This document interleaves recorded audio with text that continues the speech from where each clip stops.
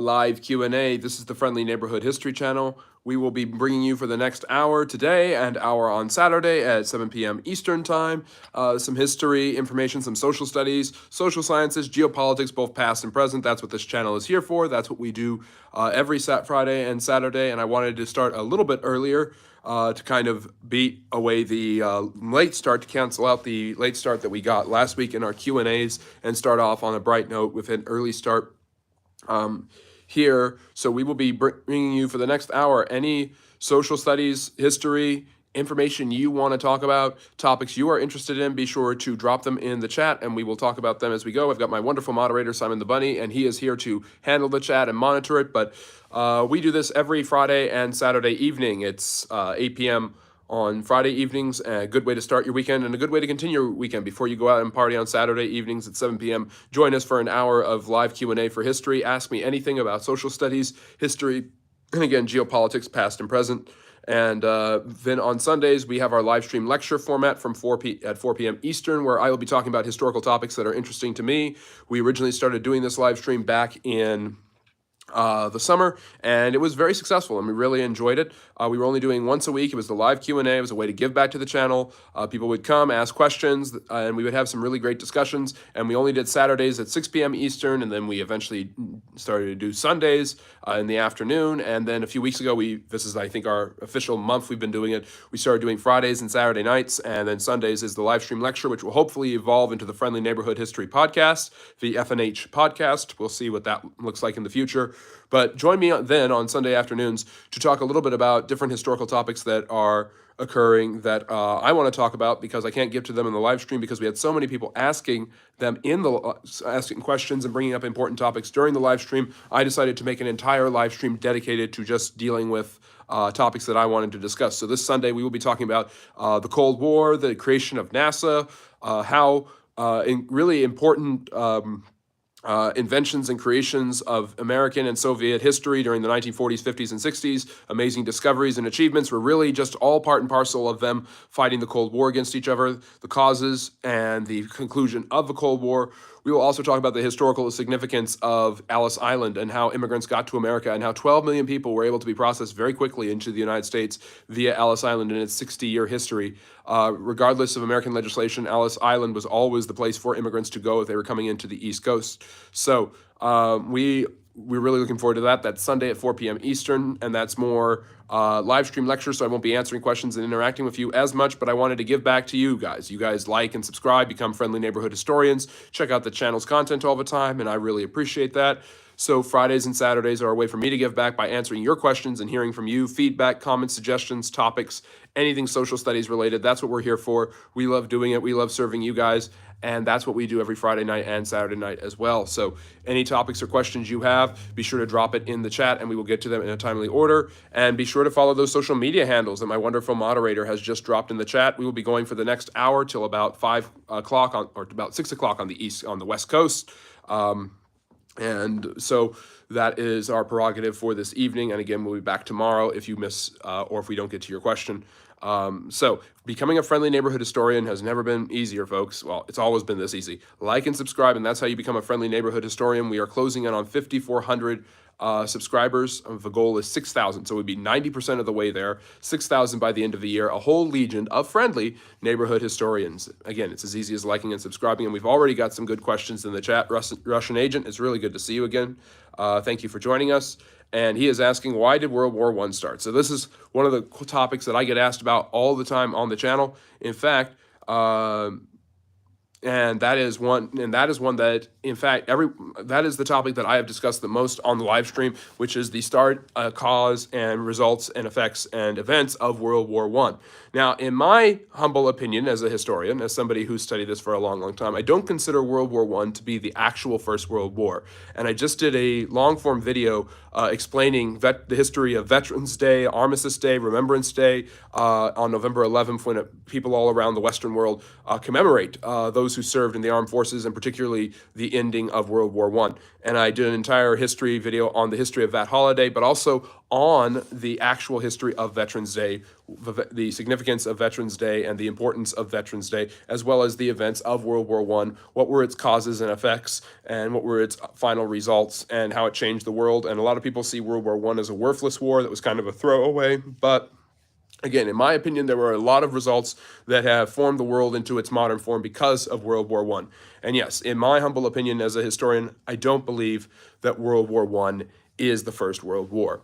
I actually believe that the First World War was seen with what's called the 7 Years' War in Europe between 1756 and 1763, although fighting in North America in what's known as the French Indian War began in 1754. And this fighting involved naval conflicts in Africa. It involved the British and French fighting with Indian colonies in India, and it involved Native Americans fighting on both the sides of the French and the British, along with the American colonies in the United States, in 13 colonies, and in Canada, as well as European conflicts between the French, the Prussians, the Austrians, the Russians, and the British. So really important stuff there.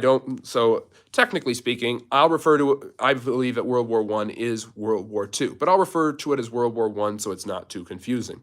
So World War I, 1914 to 1918, the Great War, the war to end all wars. Obviously, when it first happened, they didn't call it World War I because they didn't expect there to be another world war. They called it the Great War, or the war to end all wars. Fun fact, a lot of people did not expect it to be a great war to last that long. Just like the American Civil War, both sides wrongly believed that the war would be over in a short amount of time. Yet new technology, commitment to their sides, and refusal to back down would lead to the wars becoming extremely bloody and highly costly. So where am I with the First World War, and why did it start? Well, basically, in 1871, the modern German state was first created as the Prussians unified all the German-speaking peoples into one country called the German Empire. And the German Empire was ruled by Kaisers, which is the German word for Caesar or emperor. And these emperors were extremely ambitious and extremely greedy and wanted to influence world affairs the same way that Britain and France and Russia, the large empires around them, wanted to influence world affairs. Germany had the largest population in Europe. It had a huge amount of land, and the land it had was extremely arable. They had great soil, but they also had they had huge deposits of coal and iron, which were extremely important in the Industrial Revolution. So Germany was highly productive, highly efficient, and had a large army, and was all of a sudden in this middle ground between Russia and France, and was particularly dangerous for these countries around it. So the German question really would keep the Europeans puzzled throughout the pre-war years, the interwar years, World War I, World War II, and of course after World War II during the Cold War when Germany was split as something I'll be talking about more on Sunday at 4 p.m. Eastern. So basically, where are we with understanding World War II, or World War I, as you might call it? So the German state is extremely strong, it's extremely aggressive, and it is an extremely big question and big issue for the Europeans to have to deal with. And there's a lot of people who are worried about its growing preeminence. It seizes up several African colonies in the scramble for Africa in the 1880s, which is eventually settled by the Germans at the Berlin Conference under their chancellor, Otto von Bismarck. And Germany interrupts both England and France's plans to dominate huge swathes of land in Africa by seizing colonies that are like right between their lands. And so Germany is extraordinarily strategic under Otto von Bismarck, their chancellor. Eventually, in the 1880s, their old emperor, Kaiser Wilhelm I, Emperor Wilhelm I, dies and is succeeded by his son, Kaiser Wilhelm II. Kaiser Wilhelm II is far more ambitious than even his ambitious father. He's far more tactless. He's far more aggressive than Bismarck, and he basically pushes Bismarck out of the way because Bismarck is not aggressive enough for him. He wants to promote Germany in every way, shape, and form as quickly as possible, and he isn't going to wait around and be on and tap his fingers. He is going to get involved. He's going to get involved really quickly, and that's exactly what he does. He tries to disrupt Britain in Africa, and he tries to disrupt France and Morocco in the early 1900s. And all of these things just continue to alienate Russia and France and Britain from him. He encourages the Austro-Hungarians, his neighbors, to continue to swallow up lands in southeastern Europe called the Balkans, an area that had up until this point been dominated by the declining Ottoman Empire. And so Kaiser Wilhelm isn't making any friends for himself to the west and northwest with France and Britain, respectively, nor is he making friends to the east with the Russians, who don't like the Austro-Hungarians and Germans and their aggressiveness towards the Serbian peoples of southeastern Europe. And it's in southeastern Europe that World War I, or World War II, if you want to go with my logic, is really going to get started. So,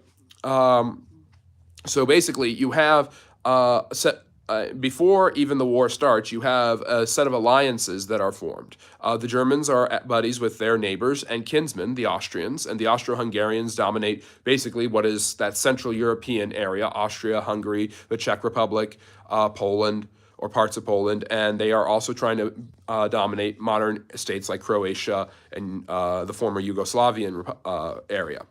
So they are an extremely aggressive group as well. They are led by an emperor, Franz Joseph I, and they are an empire that is aggressive but also in decline. They're not nearly as strong or as formidable as the Germans or the Russians or the French or the British. But they want to be able to bully around these smaller countries in the Balkans and exert as much influence and power over them as they possibly can. And that's what they start to do in the early 1900s.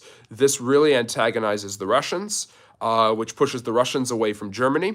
And so the Germans and the Austro-Hungarians actually form an alliance with Italy, and this alliance is called the Triple Alliance. Meanwhile, the Russians and the French in the 1880s, fearing the growing influence of Germany and wanting to keep Germany in between them, literally Germany is between France in the west and Russia in the east, they form what's called the Triple Entente. It's an alliance between France and Russia and a non-aggression pact between France and Great Britain. Basically, Great Britain decides to not attack Russia or France during this time, but is not officially an ally of France or Russia. Again, Great Britain and France have a long history of centuries long of fighting each other in many different conflicts and wars all over the entire world, such as that 7 Years' War that I mentioned earlier. So you have the French and the Russians teaming up with the British kind of on their side, and you have the Germans, the Austrians, and the Italians in this other agreement that is an official alliance where they will intercede and defend each other if these powers are attacked. So a lot of people realize there are growing tensions, and there's this growing fear that one country will invade the other, and it may not be clean, but it won't be a massive war. But by the time you get to 1913 and 1914, basically Germany and Austria-Hungary are isolated in Central Europe, facing the Russians in the east and the French in the west. Now, Kaiser Wilhelm basically believes that the Russians, by 1920, who are slow to industrialize compared to their European neighbors to the west, but he comes to believe that by 1920, the Russians will have a formidably strong military that will be basically unbeatable. The Russians have a lot of people, they have a lot of land, and they have a lot of space, and it's hard to defeat them in a war. It's hard to subdue them. Napoleon had failed almost a century before to subdue them, and the Kaiser is worried that as the Russians become more industrialized, they will become a deeper and greater threat, and they will really have problems facing them in a conflict. So he realizes that if he wants to knock Russia out, he's got to do it before they're more industrialized, because the more Russia industrializes with all of its vast natural resources, vast manpower, and vast allegiance to their emperor, the Tsar, the more dangerous the Russians will be in a war between him and Russia. So he realizes that the time to act and disable Russia is coming to a close. That window is starting to close on him. So he starts to encourage the Austro-Hungarians to continually assert their dominance over the Balkans, which he knows will antagonize the Russians. Again, Kaiser Wilhelm is pretty reckless about these things, but he's also pulling a lot of the strings from behind the scene. He is the main reason that Germany, for the most part in World War I, is blamed for the conflict. So the Austro-Hungarians, under Franz Joseph, trying to flex their own muscles and get their own foothold just by growing their empire, they're going to move and take over Bosnia-Herzegovina. But So he believes that they will take over, which they do. They annex Bosnia in 1908. And this is creating, there's a lot of tensions between Serbia, which is its own independent kingdom to the southeast, and Bosnia in the northwest, which has just been taken over by the Austro-Hungarians. This annexation really frightens the Serbians, and it is a Serbian nationalist, Gavrilo Princip, who decides to act.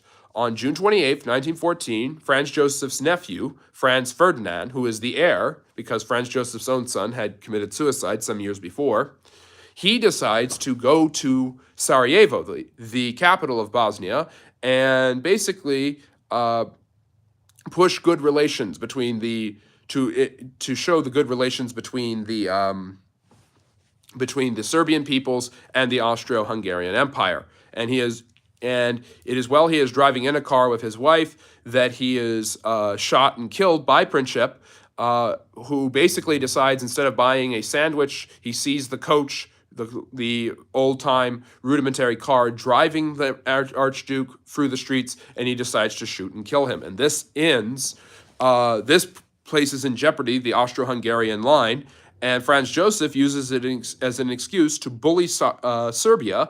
He makes a series of ridiculous demands that they can't possibly follow, and basically the Serbians decide to give up. The Serbians refuse. Franz Joseph knows they're going to refuse, and this allows him to invade Serbia. Now, he is concerned that in invading Serbia, he's going to bring the hellfire of the Russians upon him. Austria-Hungary is no match for the Russians, but the Germans assure him that that Russia is no match for the Germans. So the Kaiser gives what he calls the blank check. He basically promises Franz Joseph that no matter what happens, he will help the Austrians defeat the Russians if they invade Serbia. So don't worry about the Russians. We'll help you take care of the Russians. And that is the basic agreement that he has with Franz Joseph. And this leads to the invasion of Russian forces. And this will hopefully stall the Russians. Now, the Germans know that this means war with France. France and Russia have a mutual defense pact and an alliance. So he has a plan called the Schlieffen Plan. And it involves the Germans with a mobilized army invading France quickly, going around the forest of Ardennes, knocking the French out of the war, and then turning their attention eastward on the Russians, who will take more time to get their army ready. So he's got a plan to do this, and basically it's a domino effect. So, Russian agent, to answer your question, there is a domino effect that causes World War I. There is the Austro-Hungarians attack the Serbians, the Russians will attack the Austro-Hungarians, the Germans attack the Russians, and the Russians are and the French attack the Germans. The Germans go into France, take France out of the war, then turn their attention on the Russians, who are slower to mobilize. So this seems like a foolproof plan. Germany is stronger than Russia and France, and it seems like it's going to work well, except that the Kaiser doesn't count on a big mistake. He goes through the neutral area of Belgium. Now, Belgium was created at the end of the Napoleonic Wars as a buffer zone between France and the Holy Roman Empire, Germany. So this area, Belgium, is always supposed to be neutral. It's never supposed to go to war, and it's never supposed to be invaded. This is what the Europeans agreed on when they created this balance of power in the 1810s. So in doing this and invading France through Belgium, the Kaiser has violated this agreement.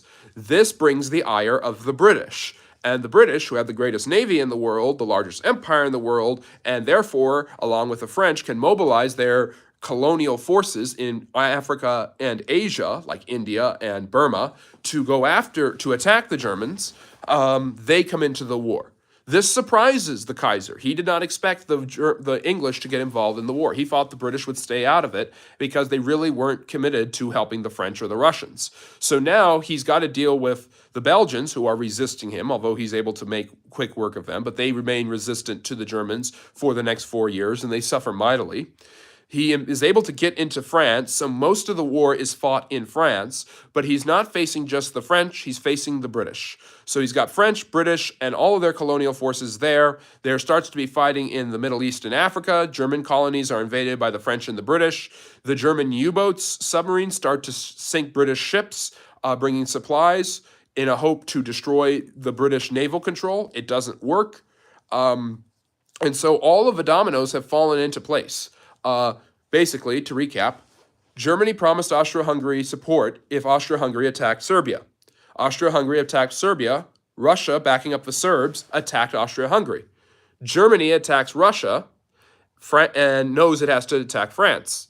In attacking France, they go through Belgium. This brings the British into the war. So now you have Britain and France over here. You have the Germans coming in to meet them. And then in the east, you have the Russian army starting to mobilize. 15 million men. The Russian army is ill-equipped, underfed, not well-trained, and given to mutiny and not good discipline compared to their European counterparts. Russia is struggling with a problem it's had throughout its entire history. Backwardsness, lack of development, all these other problems. Meanwhile, the Austro-Hungarians are able to make quick work of the Serbians. However, the Russians make quick work of the Austro-Hungarians in southeastern Central Europe. And so you have the development of the Eastern Front, where the Germans have to basically back up the Austro-Hungarians against the Russians. And in the Western Front, you have the British and the French lining up against the Germans. Now, at one of the first battles, I believe it's Verdun, it becomes very obvious to both sides that this war is not going anywhere and is going to last a while. And that the modernized technology created in the Industrial Revolution, in the fires of industry, of steel and steam, now need to be utilized to cultivate as best as possible a resistance to the enemy. So most of the devastation of heavy artillery, most of the dead bodies are going to fall on French soil, but they're going to fall on French soil in a series of land between two sets of trenches, German trenches in the northeast and British and French trenches in the southwest. And the area between it is called no man's land. And basically, there are constant battles and fights over that middle area, which is only a few hundred feet. Heavy artillery fire, poison gas, rudimentary tanks, barbed wire, some airplane fire, heavy shelling, machine guns. Those are going to be used constantly to deter the enemy from crossing the trenches and entering this no man's land. Thousands, tens of thousands of men will be dyed, disfigured, mutilated, or poisoned, trying to cross from one area to the other just for a few hundred feet for their side. And that's how it's going to be for years. Battle after battle, very little progress made by either side until near the end of the war, when all war-weary sides are basically at wit's end, and American forces are able to relieve the Western Europeans, and the Germans' final offensive fails, and the Allies are able to push the Germans back until the armistice on November 11th, 1918. Meanwhile, these are not the only groups in World War I. Obviously, this involvement in the war will include all of the colonies of these empires. Germany's colonies in Africa will square off against France and Britain's colonies, as well as France and Indian soldiers will be fighting in Africa and in Europe. Australia, Canadian, all of these forces from the British Empire coming over to help against the Germans. The Germans, meanwhile, will continue to antagonize countries through their use of unrestricted submarine warfare. This will bring China, Japan, and Argentina into the war, and later will contribute to the Americans joining the war, because the Germans basically wanted to sink any ship that they could, because they believed those ships would carry weapons and soldiers to the British. Fearing that the British would continue to use those supplies to rearm their soldiers, they would sink ships like the Lusitania in 1915 with lots of men and women on it. So basically, Germany is ticking off everybody by 1917, and so Argentina, the United States, China, and Japan joined the war and started attacking the Germans at different points. At the end of 1914, the Ottoman Empire, seeking to regain some of its glory in southeastern Europe, joins the war, helping out the Germans and the Austro-Hungarians. And they will be fighting in the Middle East against the British, who are encouraging different Arab groups, such as the Saudi Arabians, to fight against the Ottomans, who had been their oppressors. And they will be fighting in North Africa against the British and the French in their colonies. At the same time, the Italians in 1915 joined the war, betraying the Triple Alliance and joining with the Western powers. This is going to become known as the Allies versus the Central Powers, because they are in Central Europe, Germany and Austria-Hungary. And the Ottomans are kind of over here. So you've got the Ottoman Empire, you've got the Germans and the Austro-Hungarians, and they're doing their thing, fighting. The Russians are going to invade the Ottoman Empire in the Transcaucasus region and decimate them. The British and the French will try to invade Turkey. That will fail. That's the Gallipoli invasion, which is a disaster for the British and Australian forces that are backing them up, and the French. The Arabs, led by British officers like T.E. Lawrence of Arabia, will continue to humiliate the Ottomans, and the Ottomans are going to collapse after the war is over. So why did World War I start? It's a series of collapses of dominoes that eventually leads to a formidable fight between not just these European powers and American powers, but all the colonies and all of their colonies, all of their influence, all of their economies, all of their propaganda are dedicated towards the warfare. And so you've got an entire bloodbath on your hands. The technology is disastrous. The casualties are immense. The human suffering, the environmental damage, and the devastation, especially of trench warfare and the war machines of the Industrial Revolution being able to kill much easier, creates unwreaked havoc. And by the time the war is over, people wonder why that had to happen and how it made any sense. And it froze Europe into a period of great mourning and a desire, I would argue, in the 1920s, during the Jazz Age and Prohibition in the United States, for most people of the Western world, at least, to numb themselves from the pains of the war. So there's a basic general. I hope I answered your question pretty effectively there, Russian agent. It's good to have you around again. And if you liked what I'm talking about, if you liked what I just discussed, be sure to like and subscribe. It really helps the channel grow. Check out that long-form video I have about the history of World War I and its impact and the creation of Veterans/Remembrance Day. So a lot of people in the United States do not know about Remembrance Day, but the holiday that Americans call Veterans Day, which now applies to all America's wars, is a far more solemn holiday in the UK and France than it is in America for obvious reasons. Starting in 1920, the British and the French, whose commitment to not getting back into a situation like this war would eventually lead to the horrible appeasement strategy against the Nazis, the British commemorate the Tomb to the Unknown Soldier on November 11th, 1920. And so every year there are flowers put at the grave of the unknown soldier who could represent one of millions who died in World War I. World War I changes the face of the world as we know it. The Ottoman Empire collapses, ending 600 years of Ottoman rule over Turkey and most of the Middle East. The Austro-Hungarian Empire collapses, and all of those countries in the Balkans and Eastern Europe start to get their own independence. You have the creation of Hungary as an independent country again. Poland becomes independent again, just to be swallowed up by the Third Reich and then the Soviets. Germany becomes a republic that is very weak, the Weimar Republic. Britain starts to loosen control of its empire, giving Ireland its independence in 1922. The Middle East is the areas controlled by the Ottomans, such as Iran, what is now Iran, Iraq, obviously Israel and Palestine. That is divided up by the British and the French, leading to basically decades of misery and misunderstanding between those different groups.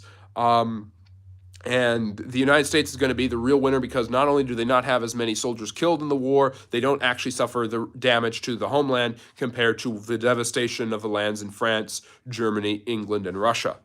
So the Russian Empire will collapse. A revolution in February will pull the Russians away from the war in 1917. And then the October Revolution and the Bolshevik communists who take over under Vladimir Lenin will pull them out of the war completely. And in 1921, after their own civil war, Lenin will create the first communist state, the Union of Soviet Socialist Republics, the USSR, the chief villain, at least for a lot of people, during the Cold War.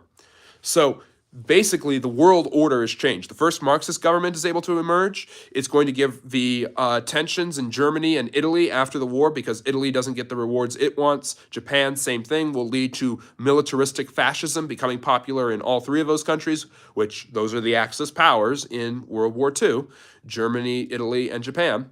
So the groundwork for World War II is set by World War I in many ways. Discontent, social discontent, a new generation of writers and artists called the Lost Generation will emerge, which will change the course of artistic representation. Modernism will become popular. You have the emergence of writers like Hemingway and Faulkner, and artists like Pablo Picasso and Kandinsky, who will basically upend ancient ideas of art in order to show the discontent and disjointedness of their world post this devastating war.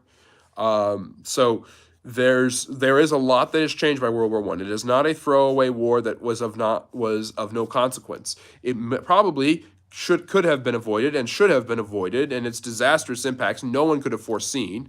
And shame on them for not potentially seeing what technology could possibly bring. Although I don't like to wag my finger at historical figures that often. However, obviously, World War I has a significant impact, and it was worth talking about it for the first half of the live stream. So I hope you really enjoyed learning a little bit about the causes of World War I, the effects of World War I, and some of the history of World War I. And there is a huge amount on World War I. That's why I've made videos about it.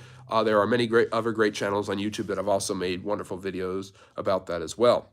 So Simon the Bunny, my wonderful moderator, thank you for holding down the chat, was mentioning Kosovo today from former Yugoslavia is not a member of the UN and is not recognized by all countries. The United States does not recognize the votes. Russia, Serbia, and China oppose. Yeah, I've heard that. There's a lot of current controversy with Kosovo. Simon's also asking, what separate areas, territories do you think have the most chance of joining the UN before 2050? I think Tibet might gain its independence from China, and that would be one to look at. I'm not sure if Taiwan is in the UN. I think it is. If it isn't, then that would be one. I'm sure Palestine will, an independent Palestinian state, probably in the West Bank, will join the UN before 2050. We'll have to see which countries gain some sort of autonomy and independence. At this point, some countries might as well be kicked out of the UN. We'll have to see where the UN is an influence. I think it's decreasing right now. Simon is also talking about, I really need to do more research about Spain during both world wars and the Spanish Civil War. Yeah, Spain's interesting because Spain sits out both world wars for different reasons. World War I, Spain just saw one of its prime ministers assassinated. Its empire has collapsed thanks to the Americans finally putting the nail in the Spanish Empire's coffin with the 1898 Spanish-American War. So Spain is in a serious period of decline in the early 20th century. And it doesn't have the industrialization, the manpower, or the technological advancements to rival the British, the French, or the Germans. So it stays out of the war, and because it stays out of the war, the influenza pandemic that spreads across the world at the end of the war, the first reports of it are in Spain, which is why they called it the Spanish flu. So Spain staying out of World War I is interesting for the history of disease because the Spanish flu did not come from Spain. It probably came from trench sicknesses. Exacerbation and fatigue mixed with illness and injury could cause an influenza pandemic and outbreak in the trenches. But because the newspapers, in hoping to propagandize and glorify the war in order to keep up morale and keep their side involved, had been censored, and freedom of the press was kind of censored a little bit as more and more people were edging towards propaganda for their governments in France, Britain, and Germany. But it's Spain that is a country that's not in the war, that doesn't have a stake in propaganda, that is the first ones to publish the information about the Spanish flu. So that is why that influenza pandemic of the late 1910s and early 1920s, which parallels, I guess, COVID-19 in some ways, is actually called the Spanish flu. Spain is in a period of decline, and everybody knows it, and it's similar to Italy in that regard, and that's going to lead to a large interest in nationalism, the decline in popularity of the monarchy, the overemphasis and influence of the Catholic Church still in Spain's history after all these centuries, and the vast disparity between the wealthy, powerful landowners, the corporations, and the monarchy, and the poor middle and lower classes, which represent 90 to 95% of the population. That will lead to a rise in the interest of socialism and other liberal ideas opposed to the nationalism. So you've got nationalism brewing in Spain because they've kind of lost their way, and it's really popular amongst the military who want to restore Spain's greatness. This is once the greatest empire in the world that has now become a shell of its former self. Its empire doesn't exist anymore. It was so weak it couldn't even participate in the Great War. So their attitude is to restore the greatness of Spain. Well, the liberals want to reform Spain and turn it into a modern country while implementing socialist ideas, somewhat based in the Soviets and Russia. So what you eventually get is that tension bubbling over into the Spanish Civil War of 1936 to 1938. Although tensions had been high for a long time, 1936 is when the fighting really breaks out. And you have the Spanish army led by several generals, among them Francisco Franco, who basically are backed up by the Nazis and the fascists, Benito Mussolini in Italy, and they are able to overwhelm and defeat the Republicans. Not Republicans as in American elephant Republicans, but they called themselves the Republicans. They were the democratically elected socialist and liberal government that was being supported by the United States, Britain, and the Soviet Union, all for different reasons. Not because everyone was in love with Marxism in the United States and Britain, but because they wanted a liberal democracy and they didn't want the rising influence of the Nazis. Meanwhile, the Soviets want another socialist country in the world, and the Nazis want another fascist country in the world, and the Nazis win this one. Francisco Franco, the military kind of always having the advantage against the partisan rebels, the International Brigade, and the Republicans are able to defeat them. There's a lot of international people who go and fight. Ernest Hemingway writes about them, obviously, in probably his best novel, For Whom the Bell Tolls. Yeah, although The Sun Also Rises and Old Man and the Sea are also well worth reading, extremely good. But basically, Spain becomes an independent country just to eventually lose all of that independence and create a fascist government that represses its democracy under Francisco Franco, who becomes the dictator for 40 years. So Franco owes Mussolini. He owes Hitler. He is somewhat in agreement with them. The church in Spain supports the fascist government. The church in Italy supports the fascist government. Why wouldn't Francisco Franco join in World War II? Well, Spain was absolutely devastated and destroyed by the effects of of their own civil war. Their population was decimated, their infrastructure was destroyed, and again, they are not nearly as industrialized or as strong as the other European powers, even after World War I. So Franco's basically in rebuilding mode, and he basically decides he isn't in love with the idea of the Aryan race, neither was Mussolini either, because he's not an Aryan. And so he spends most of the 1940s rebuilding his own country and trying to reform it and reshape it into the proper fascist model. At the end of World War II, he realizes that Mussolini and Hitler are going to lose, so he kind of joins sides half-heartedly with the Americans, British, and French. They come to him and they say, are you a socialist? Are you going to approve of socialism? He bans the Communist Party and basically says he will open up Spain to Western business influences and Western economies, and he will open up speech a little bit more. And basically, the Americans allow him to stay in power. And this is what Franco is going to do in, I must admit, a very smart way for the next 30 years. He's going to have his period where he's repressing and holding down his people like any nasty fascist dictator would. But then he's going to have this period where he's working with his people to kind of keep things going, and he's giving them a few rights here, a few rights there, a few abilities there, and he's going to stay in power till he's an old man and about to die. And he's actually very, very successful at this. He uses the King of Spain as his front man so that he can swell national pride and continue this nationalist theme. And he's going to become quite popular in that regard amongst the Spanish people. This obviously doesn't condone anything that Francisco Franco did, but I would argue historically that if Mussolini had not gotten aligned with Hitler, Mussolini could have easily spent the rest of his life like a Franco, running an Italian government and running an Italian people that some hated him and some loved him, and giving off his front to the West, where they were eerily suspicious of him, yet he wasn't a communist, so they were okay with that. So who knows if that would have happened, but exactly with Mussolini. But I think that Franco proves that it could happen. And so he's able to remain in power as a fascist dictator, even after World War II, for 30 more years. So Spain kind of goes through a very difficult period at that time. Let's see here. Make the most of it. Lawrence of Arabia, what a man he was. Glad you're familiar with his efforts in uniting the Arabs, if I'm not mistaken, regards to you. It's good to see you again. Make the most of it. I'll say this. So T.E. Lawrence, obviously the very famous movie Lawrence of Arabia, based on his memoir, is part of a British promise to the Saudi Arabians, or the Arabian people, The Arabs did not refer to themselves as Saudi Arabians at that time. They were just the Arabs. It's called Saudi Arabia because the Saud family, Ibn Saud and his sons, Faisal, who is the Faisal from Lawrence of Arabia, and Faisal and Ben Saud, these men created the first dynastic regime in an independent Saudi Arabia, an independent Saudi Arabian kingdom in the 1930s, 40s, 50s, and 60s. So the Saud family still rules over that country, so that is why the country has been known in modern times as Saudi Arabia. It was never known as Saudi Arabia 1,000 years ago. It was Arabia, the land of Muhammad, the land of Islam, the land that the Romans could not conquer, one of the very few areas in the world that was never fully colonized. The Ottomans got close to colonizing it. They took over Mecca and Medina, the two holiest cities in Islam. The British tried to colonize it, didn't get that far.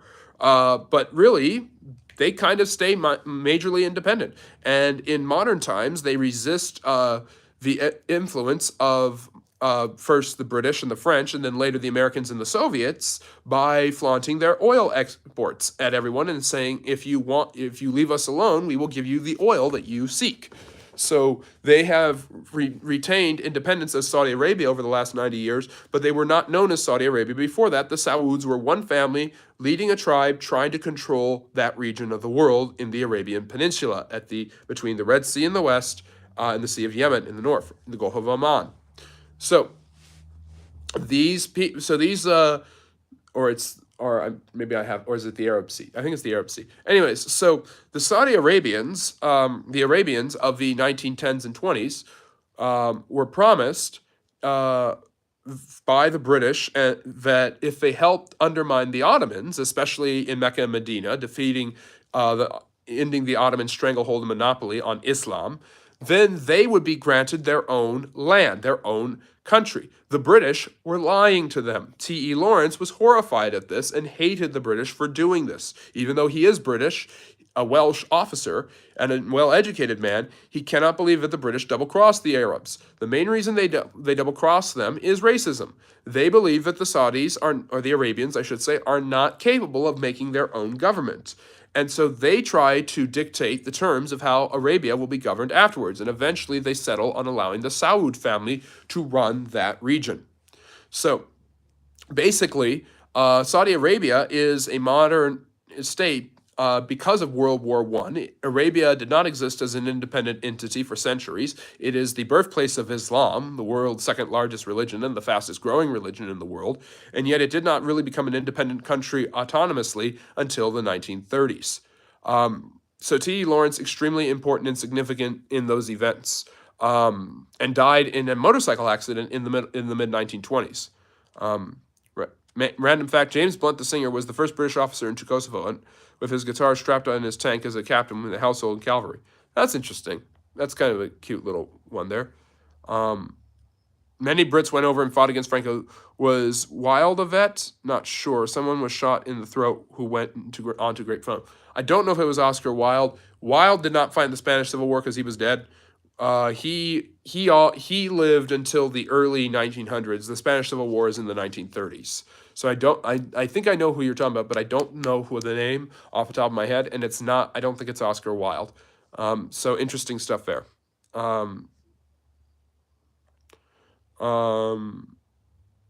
Yes, thank you for your support. It really makes a difference. Oh, everyone's watching the Tyson fight. Oh, that might be it. Is that tonight? I did not know that's tonight. I might have to watch it too. Oh, well. Yes, YouTube royalty. Everyone's probably turning into that. There's probably a lot of great live streams. But I really appreciate you guys joining. Amir, good to see you. Thank you for joining us. Yeah, I mean, I try to know as much about history as I can and share as much of it with you as possible, Simon. I really appreciate that. Your ability to moderate and handle the chat never ceases to amaze me. You are a great contribution.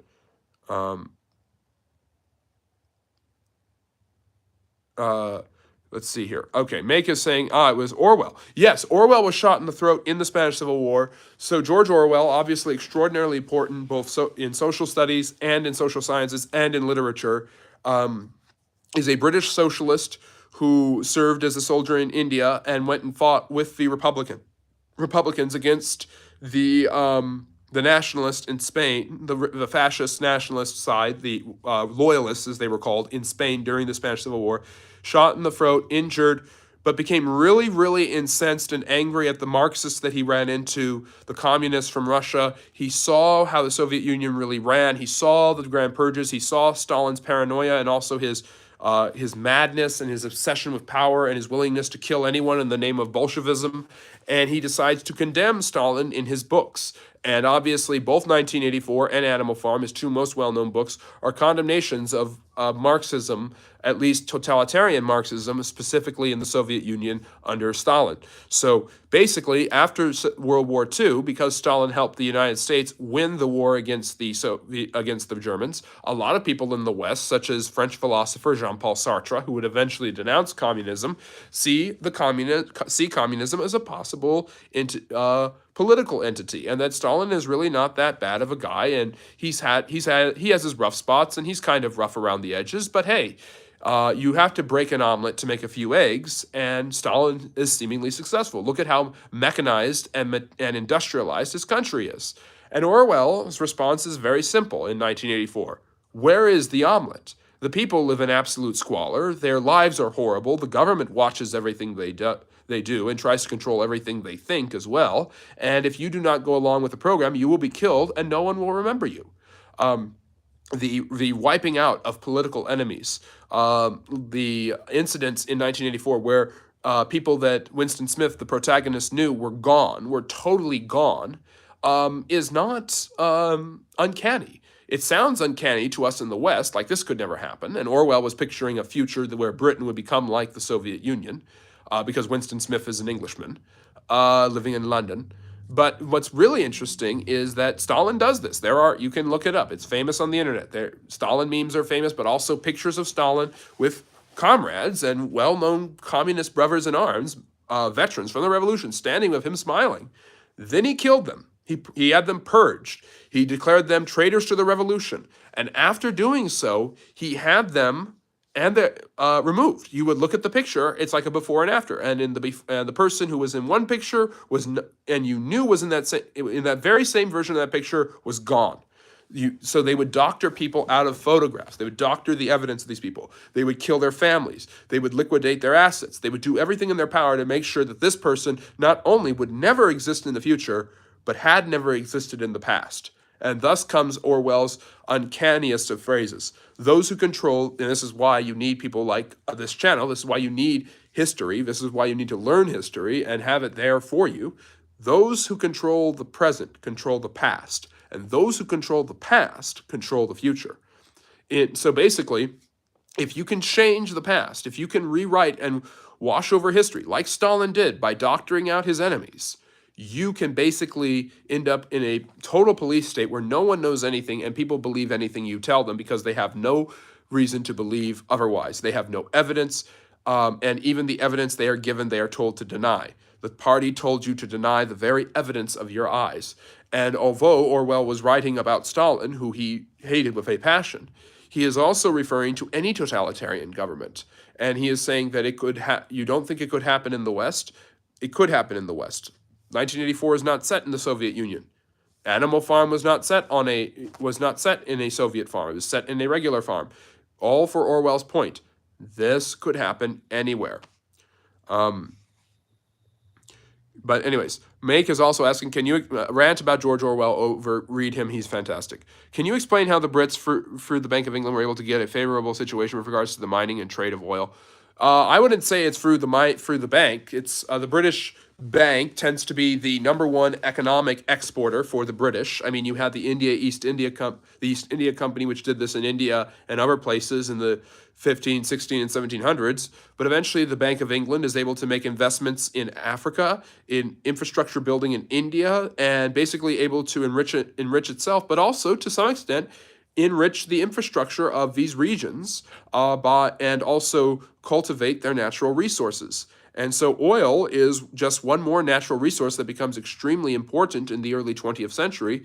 And because the Bank of England has such wide-stretching tendrils that go all over the world, it can influence economics in areas with oil-rich reserves, Iraq, Iran. The British are around there in the 1940s and 50s.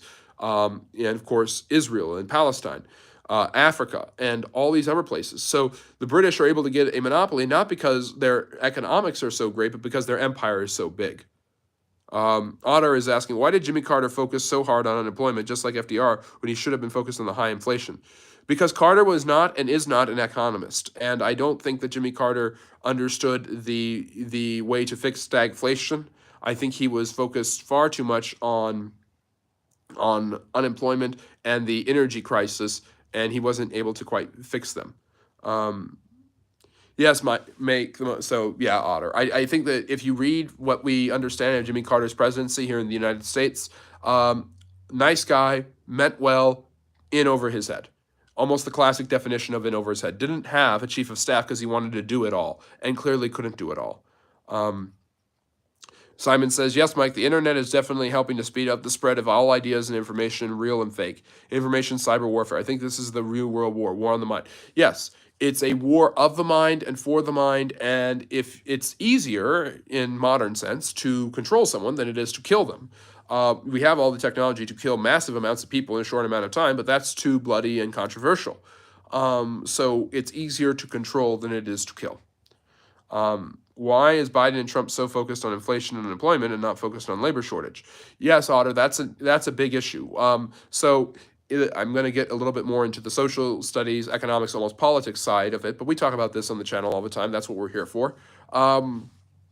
Basically, a huge misunderstanding. People look at unemployment rate and they think that's the end of the issue. That's not the end of the issue.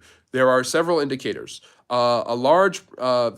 The population, they do not look at underemployment, people who have to work multiple jobs or don't work full-time hours. They do not look at people who have stopped looking for a job, therefore who have dropped out of the labor force, and that creates a labor shortage. Labor participation rates are not looked at. People just look at unemployment and say, look at unemployment is down. Unemployment might be down because there's a surge in jobs, but what kind of jobs? Are the wages going up? Are those jobs commensurate with expansion of the economy, with new factories and industry, with new advancements?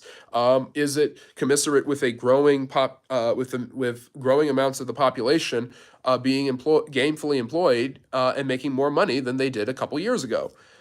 This is a real question that nobody wants to ask and nobody does ask.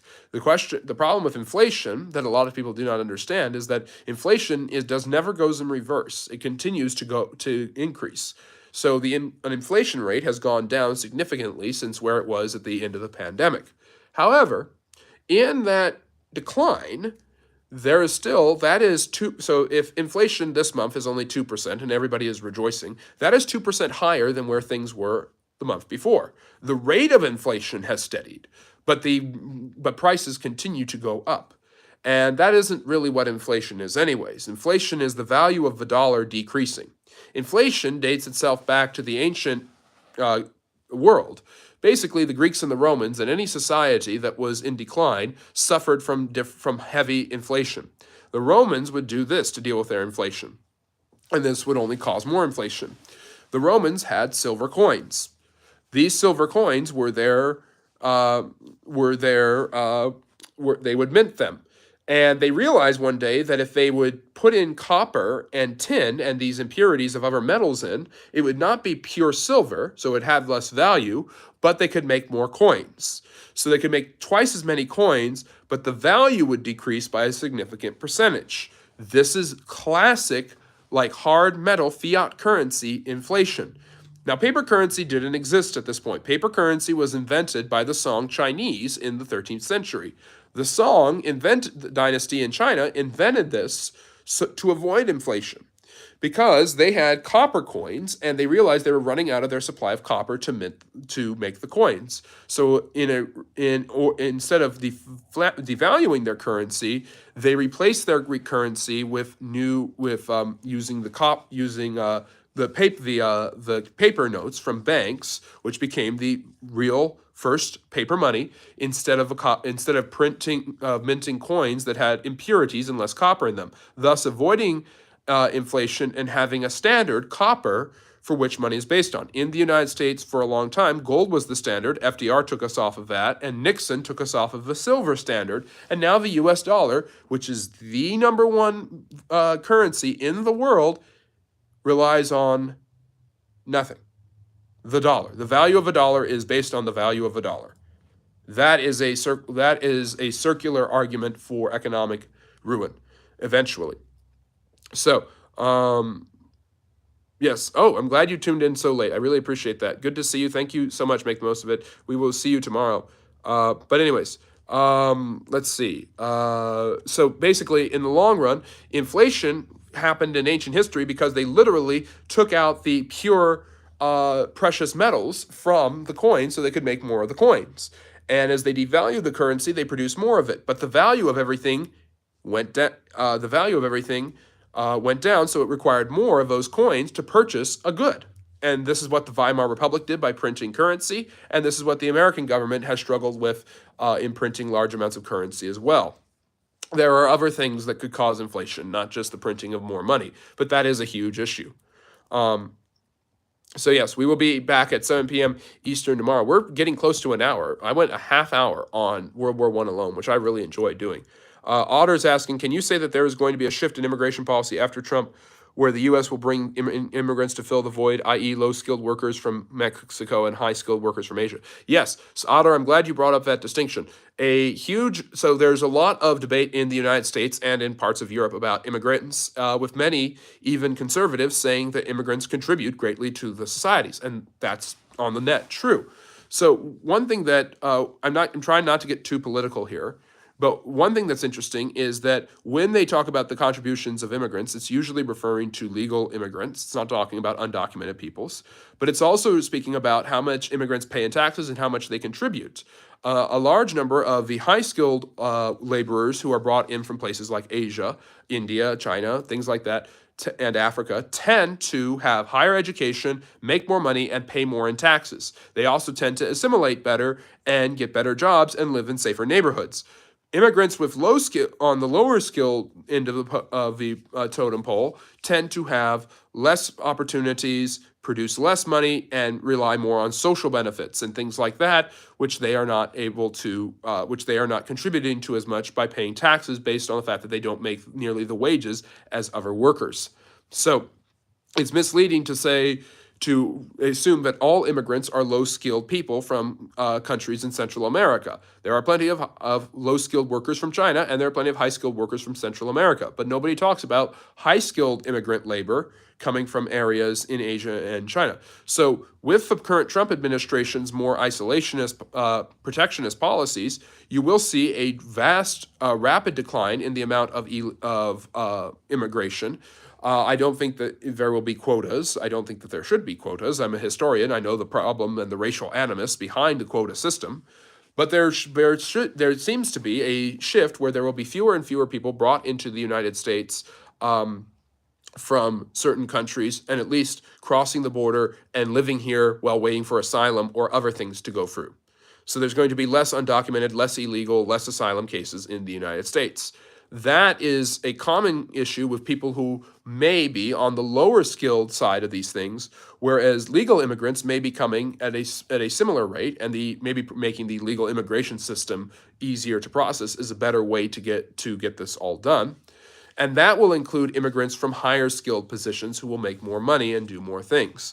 So there could be a reversal of this later on to make up the plugs in the labor force. Or those plugs will be made up with the decline of foreign laborers who are doing jobs that were supposedly American jobs, whatever that means. So it could be that if there are serious deportations, particularly of undocumented people in the United States, that those positions may go to people who are low-skilled native-born Americans. Who knows if that's true? Who knows how much the labor force is shrinking relative to the amount of immigrants? So, yes, we are going to wrap up soon. That's my perspective. I think that you're right, Otter. I think this is a pendulum. I don't think it's going, and we look at immigration throughout history, and it is pendulous. And the United States is a nation of immigrants.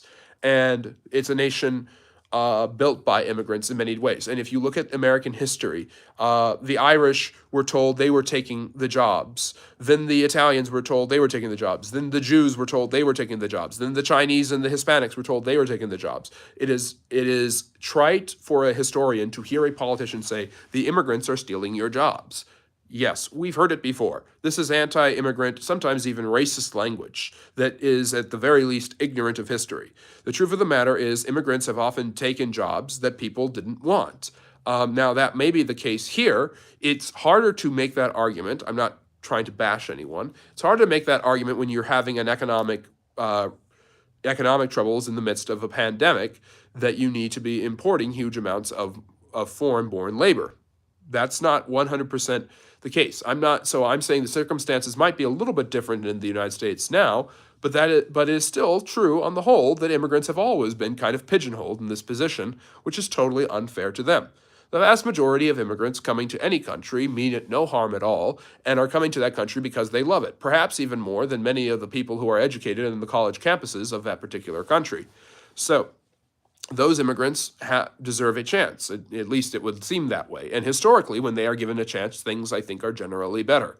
It is not better when the door is closed, at least not fully. There needs to be some ability to be gatekeeper over your own country. That is what history has told us. And history has also told us the idea of mass immigration.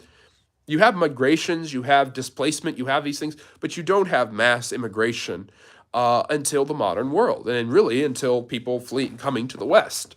The United States really kind of sets the gold standard for large-scale immigration. However, there are smaller cases of immigration of groups all over the world. The Chinese in Malaysia, for instance, were accused of taking the jobs and being a menace. It isn't a thing that only affects European and white people. This is a problem throughout the entire world. Yet at the same time, immigration is more of a modern development, and migration seems to only increase and wax more and more powerful in the last couple of centuries.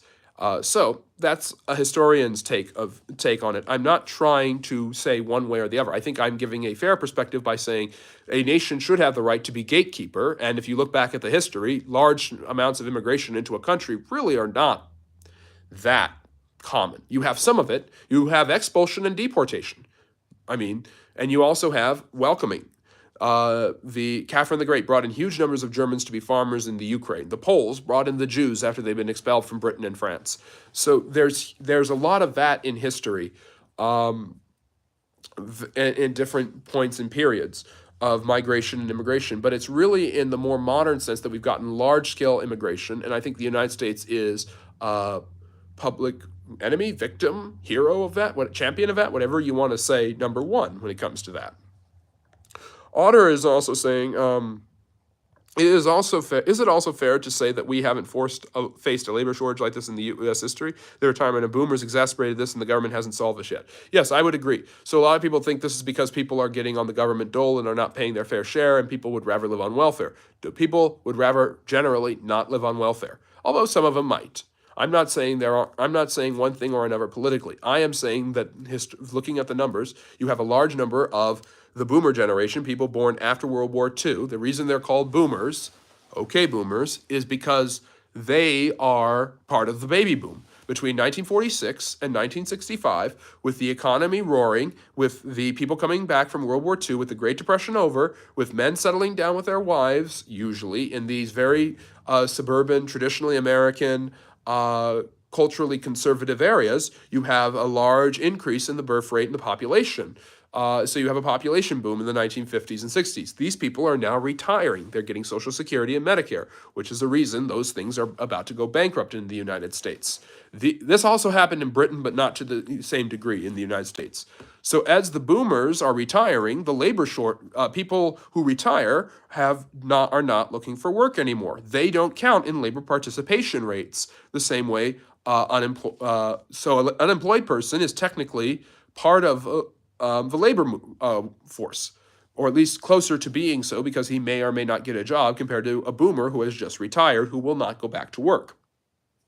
So yes, there's a huge wave of retirements that the United States is making up for, plugging the holes in different ways. Immigrant labor is one way. There seems to be a desire among President Trump and his crew to bring back American businesses and manufacturing, and perhaps their tariff wars with China and Mexico are a way to do that. We'll see if that works. But that seems to be an issue. And I totally agree, Simon. Japan is worse at the moment. Japan is really struggling economically, but Japan, like South Korea, is also facing the threat of annihilation of their entire people by 2100. So the United States is starting to decline, as in there's fewer people being born compared to those dying, and maybe one way to make up for that is the large number of immigrants that come into this country.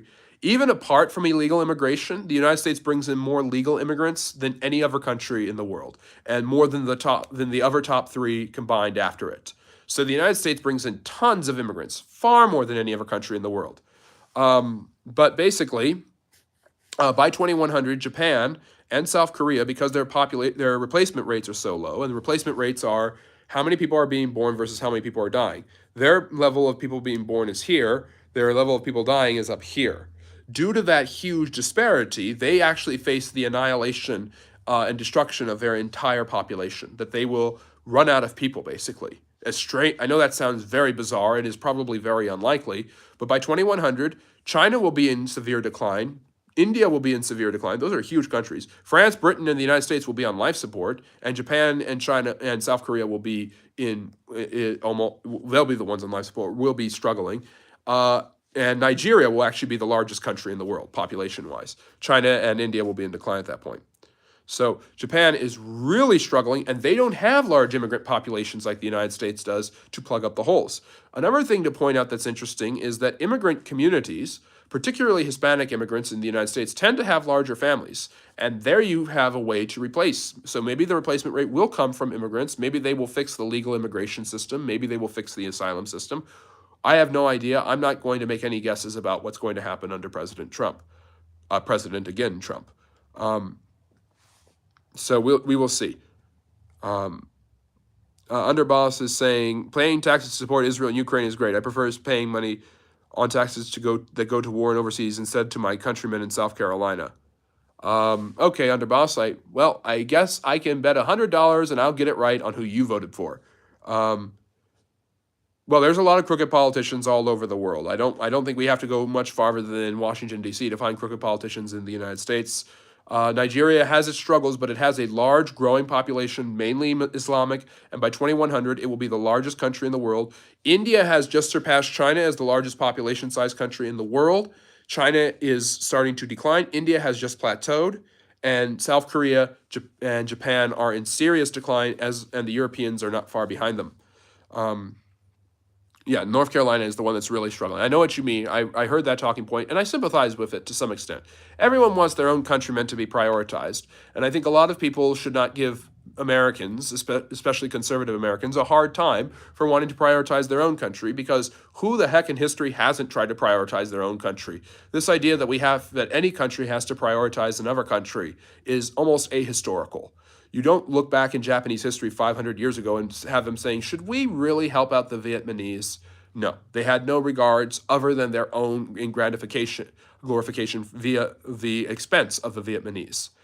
So Otter's asking, why is China not an issue politically as people make it out to be? They have huge issues economically and politically, their history.